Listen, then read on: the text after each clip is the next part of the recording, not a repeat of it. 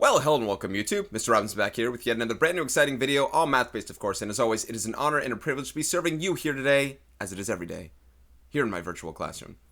Step on inside. We are going to finish off our talk on polynomial bits. We've been adding and subtracting them, we've been naming them, classifying by their, getting them standard form and getting number of terms and degrees and leading coefficient, and multiplying them. And we are going to finish multiplying them here with these special cases, these things called perfect square trinomials and difference of two squares. And it's going to be one of those things where we'll drill and kill a little bit. I'll start and lead it off into just showing you something that you've already done before, get you a little relationship and tie-in, understand what these things are, and after that, just the area of expertise of how fast these things can get. I'm going to do 20 practice problems, and within them, they will speed up over time. This should be within a half hour easily, if not a 20-minute thing. 20 problems in 20 minutes? Yeah, no problem. And I just spent a minute explaining that. So we'll see what we do here. After that, we're going to go into sections that may involve the opposite of distributing, which is factoring and such, but you're going to have to hang out for that for a little while. So these are the special case ones, guys. Let's dive straight into this one here and looking at, hold on, here's my button, and looking at these things where they say multiply.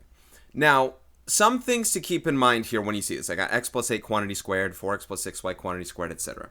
What you have to know is that this is not a thing right here. You can't take two things that are added or subtracted together and distribute the exponent to the sum. No. This does not equal a squared plus b squared. There are truths to what occurs here. This is a part of it, but a and b being squared and being added are not the only things that go here. Please make sure that you know that that is not the case. That is not how that works. It is true for products when those things happen, but I'll dive into that later into the year when we talk about products. Now, if we want to work this from a practical approach, what we have to know is that squaring something means multiplying it by itself. So if you absolutely need to, let's take a problem like this and let's just go ahead and multiply x plus 8 with x plus 8. And if you watched my last video, if you know anything that's going on through binomial distribution, what happens is we FOIL. We do x times x to get x squared. We do x times 8. First is x times x. Outside is x times 8, which is 8x. Inside is 8 times x, which is 8x. And last is 8 times 8, which is 64. And then you combine like terms here. 8x plus 8x is 16x. So you get that plus 64. And I'm done. There's no problem with what I just did there. We expanded that out in a natural way. And you can see it's not the same thing as just taking x squared plus 8 squared. We didn't just do that because that would give you x squared plus 64. You can tell there's this whole 16x portion that's diving into that as well. That's a huge portion of it, right? That's something you have to consider when you're doing that. To put this into perspective, just to make sure that you understand it's not this. I mean, let's, instead of x and 8, like just check this out. Let's say we talked about doing 12 squared. We know that that's 144, right? Now, what if I turn 12 instead into 10 plus 2? And we talked about doing 10 plus 2 squared. Well, do we turn that into 10 squared plus 2 squared? That would be 100 plus 4. That's 104. That's not the same thing as 144. That is not how that works, right? There's this whole inner part that's included in it. That's important to note. 12 is 10 plus 2, and when we square this, we should be getting the same answer. So, that's just something to keep in mind. All right, let's continue forward. Let's do another expansion here. This is going to be 4x plus 6y times 4x plus 6y, like this. And now when I FOIL, I'm going to get first 4x times 4x, that's 16x squared, times, now I'm going to do 4x, or plus, and 4x times 6y. So 4 times 6 is 24, times x times y, I get 24xy, and I prefer to write those alphabetically whenever I can. And then I have 6y times 4x, 6 times 4 is 24, times, and there's a times y and times x. Let's put the x first. I want to make sure to know that like terms will combine, so if I put things alphabetically first, I know when I have same variables with matching degrees. I think you can see the xy here and xy here, where we should combine things. And then last, 6y times 6y will be 6 times 6 is 36, y times y is y squared. So yeah, there's another combining like terms here. 24xy plus 24xy. 24 plus 24 is 48. So I'll get 48xy in the middle. I got 16x squared here, and I have 36y squared right there. There we go. So there is that final answer. And you know, this is in standard form, although these are all of degree 2, right? Degree 2, 1 plus 1 is degree 2, and degree 2. But if I consider x to be the algebraically first dominant variable, this x is squared, this x is to the first power, and there is no x there. So I like this standard form when there's a tie on that one. It keeps things kind of in the way that they were kind of originally provided for us that way. And, you know, I like to do that. Okay, so anyway, with those two ones right there, did you guys happen to see a pattern? Do you happen to see a pattern of what would happen here? It looks like these two numbers were the same, and it looks like these two numbers were the same. Now, why is that, and would that ever change when you're squaring something? Well, let's see.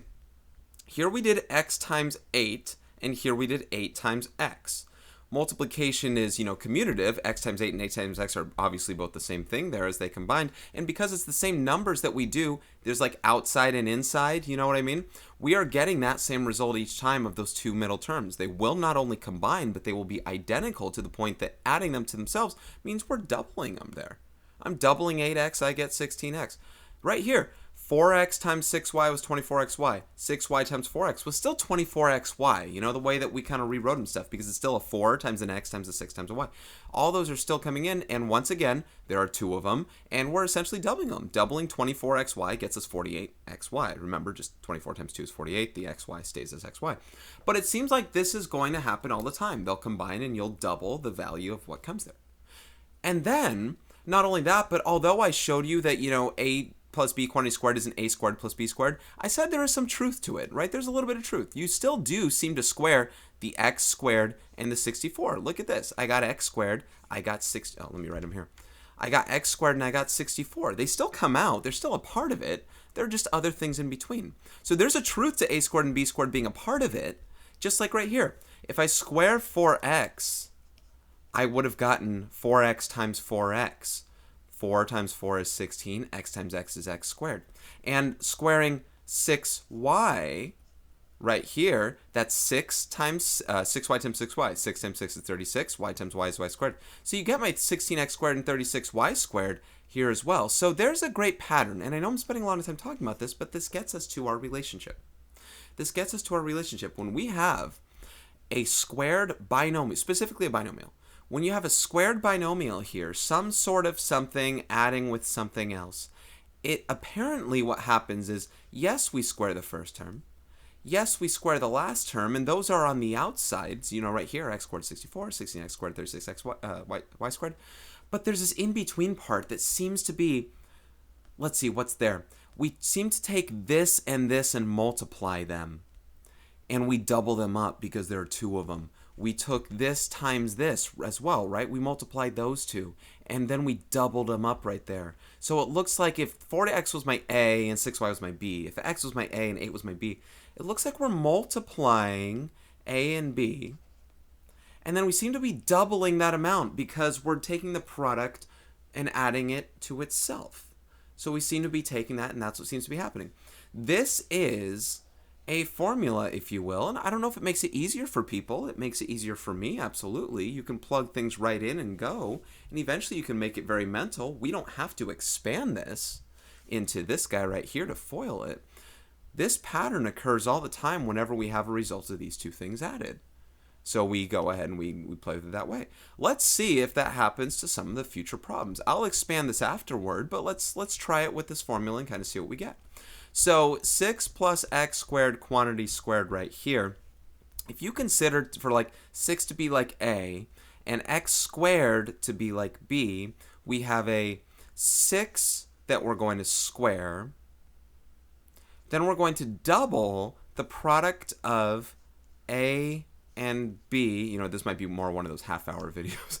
And then we're going to go ahead and we're going to square B as well. Now notice I'm putting things around parentheses. I think that's a really important highlight, that when you substitute, you do that so you don't make a mistake of not squaring portions you're not supposed to, that those parts turn positive if they were negative, little things like that.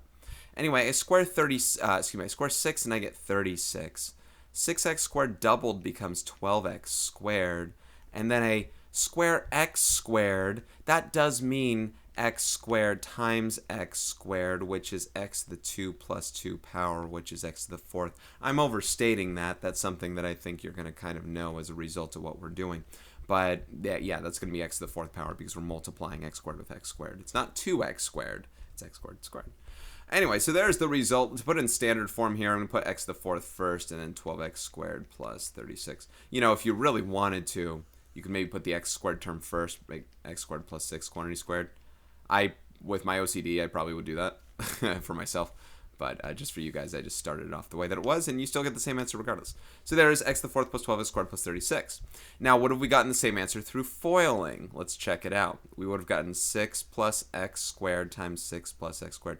We should get it, though, right? This formula is telling us exactly what's happening here. So what's happening is 6 times 6 is 36. 6 times x squared is 6x squared. X squared times 6 is 6x squared. And x squared times x squared is x to the 4th. And we combine like terms. 6x squared plus 6x squared is 12x squared. And we have the rest there. So yeah, we still get the same answer there. So clearly, this thing seems to be a repeated pattern of something that's going on. I'm going to put it, I'm going to put it up top. I'm going to take out this and put that up top. And yes, this is what happens when we have this. This is what's known as a perfect square trinomial, because this is a trinomial, and it's a result of taking something and squaring it to perfection. There, it's a perfect square trinomial. All right, number 4. Let's do the same process as we did here. We are going to square the a value. We're going to double the product of a and b, and we're going to square the b value, and we're going to add this whole result right here. So the opposite of negative x quantity squared becomes x squared. Remember, when you square a negative, you get a positive. And then 2 times negative x times 5, that's negative 5x doubled is negative 10x, and 5 squared is 25. And you get that right there, x squared minus 10x plus 25. You do these enough, you'll start to get comfortable with some of the perfect square trinomials, and you'll see some numbers that come into play, especially when we start factoring them kind of down the line someday. All right, several more perfect square trinomials. I think on the back half of them, 7 through 12, you'll see me do them a lot more mentally, but you are going to see this difference here. So I think on some of them, you know what, on this one here, let's do this one mentally. Let's do 5 and 6 mentally, and then I'll show you what's going on here. A squared plus 2ab plus b squared. You square the first term, you double the product of these two terms, and then you square the last term. Square x, you get x squared. The product of x and 11 is 11x. Let's double it, we get 22x. You square 11, you get 121. That's as simple as it gets in mental form. That's what you get as a result. Pretty nice and fun when you do that. Now I want to show you this one by actually writing it in, so I make sure you know what happens if you do use parentheses and all that. When I square my things, guys, I don't just write 8x squared. I mention that you have to put in parentheses. 8x is my a value. 9y is my b value, and I'm going to square all of 9y. The difference is that 8 also gets squared. When I do 8x squared, quantity squared is 8x times 8x. 8 times 8 happens. So 8x quantity squared is 64x squared, no parentheses. And then I like to take the product first and then double it, so you know what you're double the product of. So 8 times 9 is 72, and that's xy. So 72xy doubled is 144xy. And then again, 9 times 9 is 81, and then y times y is y squared, and that's the result. So, you know, I could do that mentally. I just want to show you that when you're plugging things in, what's actually happening. You are multiplying those things by themselves. So that means the 8s get squared and the 9s get squared as well. All right, now on these ones here, you can do this one of two ways, guys. You can either use you can expand, but you can use what we were talking about with the a and b stuff, as long as you mention that a is, you know, x, and b is -3 if you're going to be doing your addition thing, a plus b quantity squared. You can think of it as x plus -3 quantity squared like that instead. So if you do that, then that means you have x squared plus 2 times x times -3 plus -3 quantity squared. Another reason you want to put parentheses is you want to square negative to make it positive. So this would become x squared double -3x, you get -6x, and then -3 quantity squared is 9. And that would be the final answer. So you can do that. The alternative is noting what actually does happen in these situations. If you can tell here, what happens is instead of getting a plus 6x, you get a minus 6x. The 9 is still a plus. So what actually happens here, guys, is if you are subtracting, you could actually write out its own formula. You square the a, you square the b, and you even add the b squared. But you do subtract this time the product of your a and your b in the end, if you consider b instead to be a positive 3 instead of a negative 3. So instead of doing x plus negative 3 and thinking of it as x minus 3, I could think of it as square the first term, x squared, and then I already put the minus, and I think of x times 3 only, and that's 3x, and we double that to get 6x. And then just 3 squared is 9, so plus 9 like that. So you can do either or. I tend to think about it this way, I think. I already know that the minus is happening whenever I write it. So that's just something that you can think about. I'm going to go ahead and put that one up top as well. But that is the, well, not that we're looking at again, but that is the result of that one as well. So guys, these formulas here, I do want to restate that you can always expand this. If you know what you're doing, you can always just do a minus b times a minus b, or a plus b times a plus b as it is, and apply it like you multiplied polynomials before. This stuff is, in a way, rather superfluous. What I mean by that is it can be unnecessary because you can have another approach that's not very far off speed-wise, but if you know what you're doing mentally here, guys, this can go super fast. I mean, I can do these ones in a flash. This isn't me bragging. This is me saying what you can get to. I can do these in a flash by knowing by understanding what's happening. In fact, if you don't mind, I'll write these out really quickly and I'll go erase and redo them. So here's my flash here. 25x squared minus, I was writing 10, I was saying 20. There's my flash. 25x squared minus 20x plus 4. Boom. Ready? 36x squared minus 84xy plus 49y squared. Boom. Okay. If I write this in standard form, that's x squared minus 10x, sorry, x to the fourth minus 10x squared plus 25. That's me doing all standard form. Maybe we can confirm these were the answers after. So 20, no parentheses, I'm sorry. 25x squared minus 40xy plus 16y squared. And then finally, once again, standard form, 4x to the fourth minus 28x squared plus 49.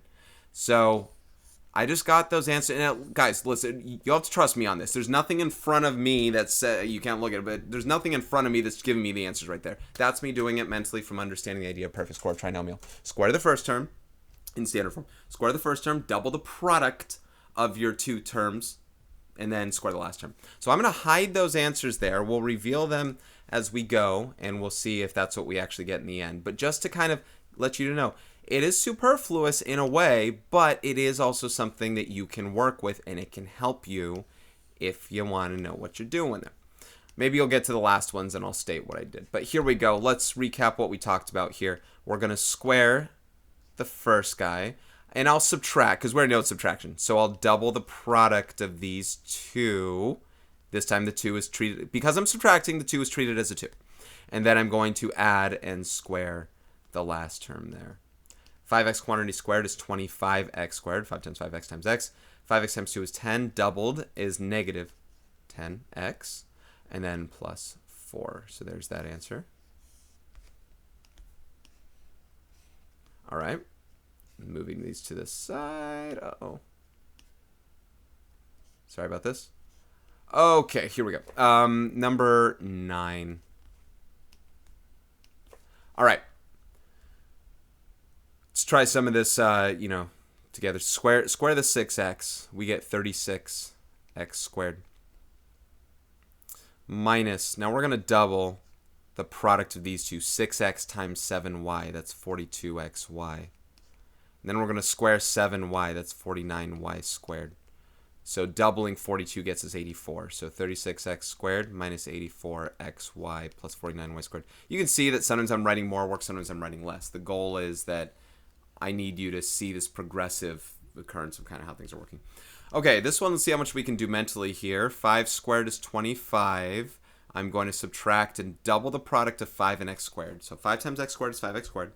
Double that, you get 10x squared. So subtracting 10x squared.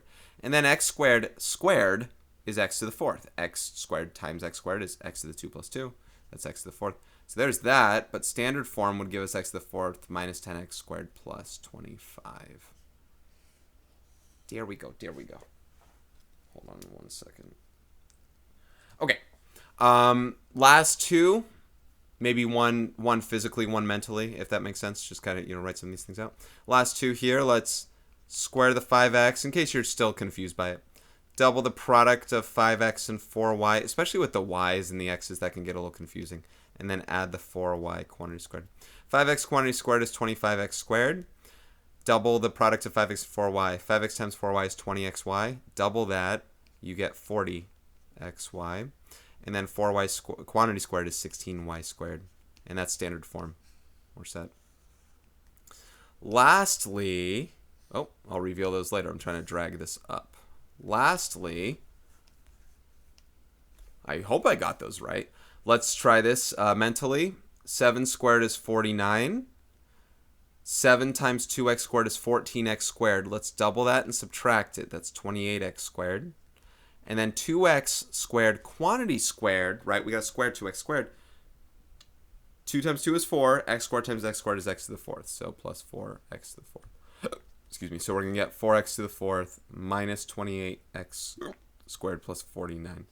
All right, let's see how we did on this side of things. I guess this isn't going to go as quickly as I thought it would because I wanted to talk about these patterns and stuff. So let's see how we did. Do we get 25x squared plus 10x plus 4?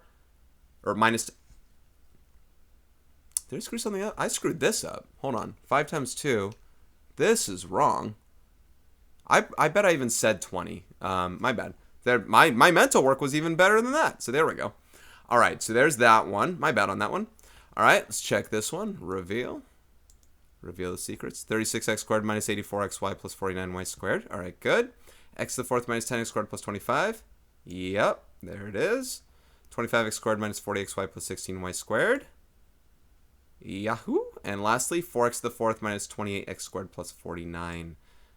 There it is. So yeah, guys, it's very possible to do mentally. It looks like I did even better the first time. And there they are. So those are perfect square trinomials. These are the formulas for them. And again, you can treat everything as a plus b, assuming that you make b negative. Listen, sometimes a is going to be negative as well. But the idea is that when you square it, put it around parentheses when you write it. Or when you square something, just know it becomes positive. And then doubling that product thing, positive times the negatives and negative. All right, moving on. Now, the other thing we're going to be working on is with something called a difference of two squares. Now, why is it called a difference of two squares? Well, let's check this out together. When I multiply, this one's already, listen, you could FOIL these. X times x, x times negative 4, 4 times x, 4 times negative 4. Negative 4x plus 4x is 0. Those are gone. You're left with x squared minus 16. That's the answer. Let's do it again. X squared times x squared is x to the 4th. X squared times negative 6y. That's minus 6x squared y. There's actually, everything just kind of comes together as like one thing. 6y times x squared is a positive 6. You could write 6yx squared, but of course for me, I'm going to write it alphabetically, and you can see these will combine. And then 6y times negative 6y is negative. 6 times 6 is 36. Y times y is y squared. Negative 6xy squared plus 6xy squared, they once again cancel out, and I'm left with x to the 4th minus 36y squared. All right, let's just look at these two and let's see what's going on here, because I only have 4 more to work with after that.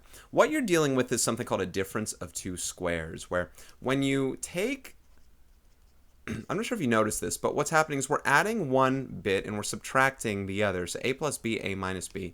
A is staying the same sign, b is changing sign. We're adding b and then subtracting b from there. And look at this result. What happens is, x got squared, 4 got squared, and we subtracted the difference. X squared got squared, 6y got squared, and then we subtracted the difference. Yeah, there were terms in between, but they canceled. They seem to always cancel in this situation. That makes sense. A times negative b is negative ab.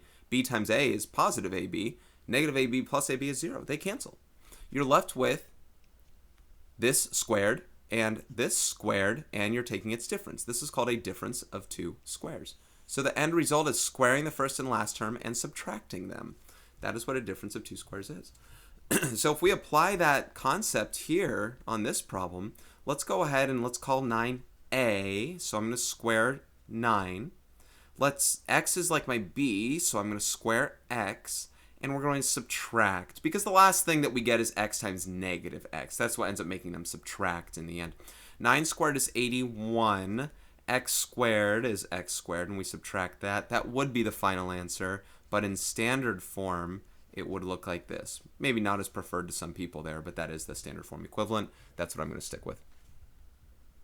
So yeah, that's what's happening there. Let's go ahead and do it again. I'm going to go ahead and square a and square b and subtract the difference. We'll square 2x minus, let's square 5. 2x quantity squared. 2 times 2 is 4. X times x is x squared. You get 4x squared. And 5 times 5 is 25. You get 4x squared minus 25. That's the result. So yeah, guys, difference of two squares. That's what's happening. Square one, square the other. Let's get two more here. Let's square 3x squared. 3x squared times 3x squared is 9x to the fourth. Let's square 8y. 8 times 8 is 64. Y times y is y squared. Let's subtract the difference. There it is. That's a difference of two squares. Again, you can FOIL it out. This can be considered superfluous if this seems like it's too confusing what I'm doing, but that happens all the time. And when we do factoring later, you are going to have to know what this means in the opposite direction and how you can get from here to here. So I think noting the difference of two squares is it's preferred. Lastly, 7 squared is 49. 3x squared, quantity squared, is 9x squared, and we subtract that difference. And then standard form is negative 9x squared plus 49. Okay, those are those ones. I got two more I want to do here for the last 3.5-ish minutes. We have word problems. Probably not really 3.5, but I'm trying to get within 30 minutes. Write and simplify an expression to represent the situation, and then answer the question, then find the area. A square swimming pool is surrounded by a cement walkway with a uniform width.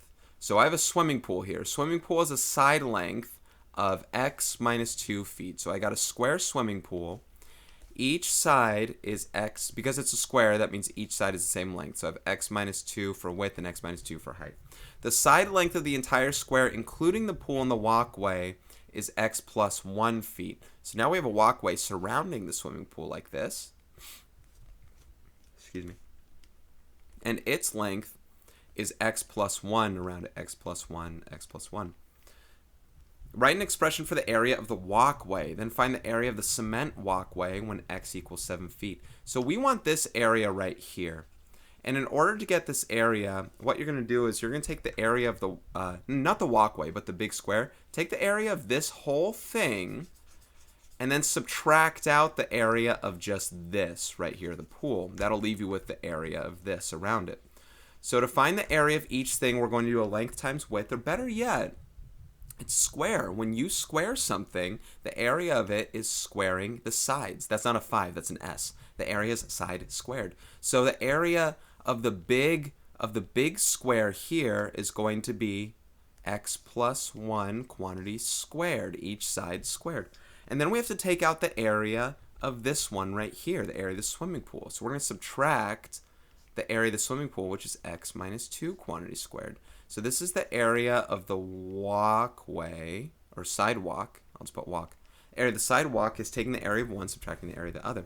Now we can simplify this thing as well, right? And simplify an expression. So let's take x plus 1 quantity squared. That'll be, remember perfect square trinomial, square the first term, double the product of x and 1. X times 1 is 1x, doubled is 2x, and square the last term. 1 squared is 1.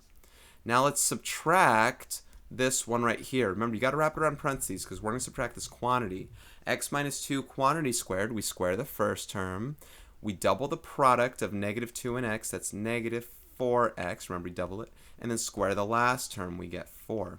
So that's what these things are together. And now let's go ahead and distribute the negative here. That's x squared plus 2x plus 1 minus x squared plus 4x minus 4, like that.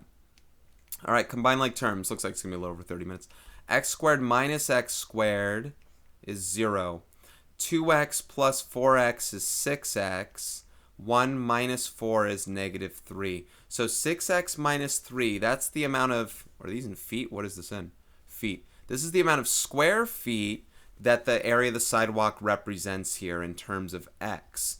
Now they say find the area of the cement walkway when x equals 7 feet. So now when x equals 7, the area is 6 times 7 minus 3, which is 42 minus 3, which is 39 square feet. So that's just the area of this right here. We took the area of the big square, the entire thing that, if this thing wasn't here, basically we took the area of this, and then we took out the area of this, and that was left what was around, then substituted in 7 to get that one.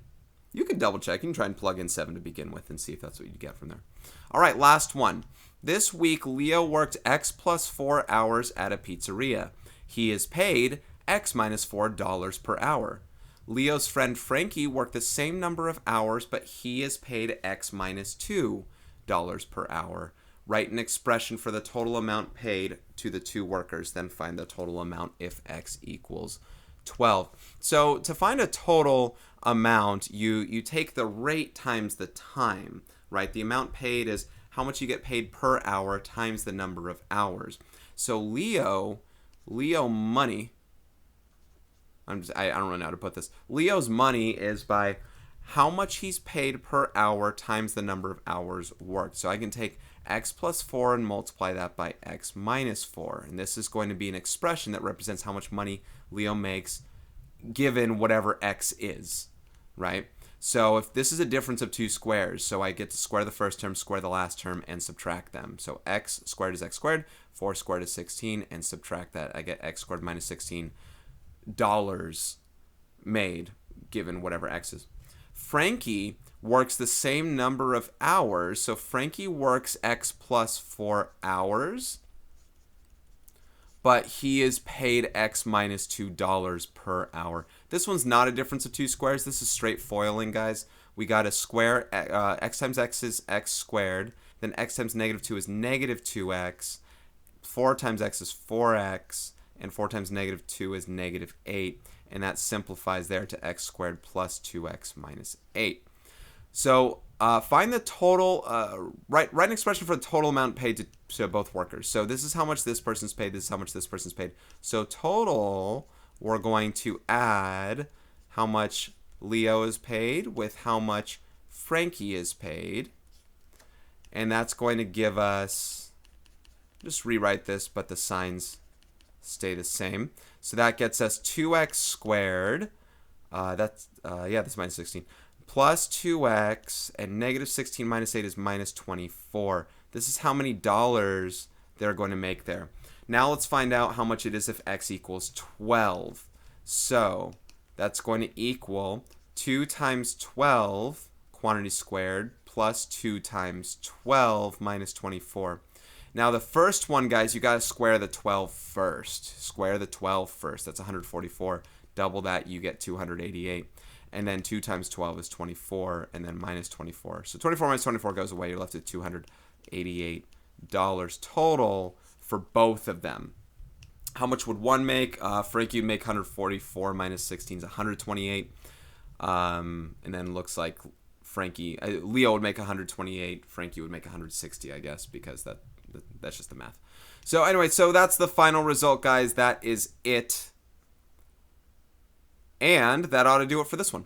So that'll do it for this one, guys. Anyway, that was a little longer than I expected. I like to kind of discover with you and give you the progressive work throughout, and I hope that started to make sense. Thank you so much for watching. This is Mr. Robinson. See ya on the next one. Bye-bye.